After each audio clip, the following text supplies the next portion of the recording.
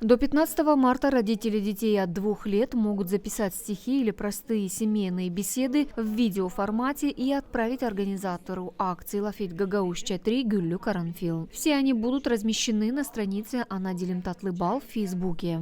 Цель видео – собрать детей гагаузскоговорящих, собрать семьи, то есть увидеть семьи, в которых разговаривать с детьми на гагаузском языке. Все мы знаем, что для того, чтобы стать башканом или же народным депутатом, требуется язык.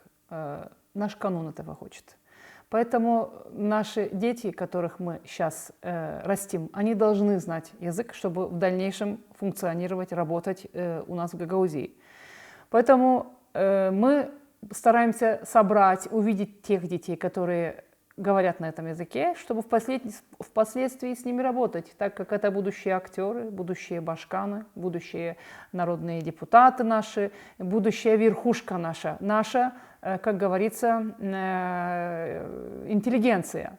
И важно найти этих детей, знать этих детей и с ними работать уже сейчас. Главным условием акции является то, чтобы ребенок помимо детского сада и школы говорил на гагаузском языке и в семье. Причем владение языком должно быть свободным и непринужденным. Это должно быть, может быть, небольшой монолог ребенка или же диалог ребенка с кем-то. Нам не нужна красивая картинка на видео, нам нужен красивый язык. Организаторы уже получили от юных жителей автономии несколько видеороликов. Автором одного из них стал Дамир Черниогла. Damir, sen ne yapıyorsun çocuğum? Sen ne görmüşsün? Ben yazıyorum. Niçin sana yazmayı, sen daha küçüksün? Sen babama bir akıllı çocuk, ben babama doktor. Doktorla ne yapıyorlar çocuğum? Uşaklara yardım ediyorlar, öyle mi?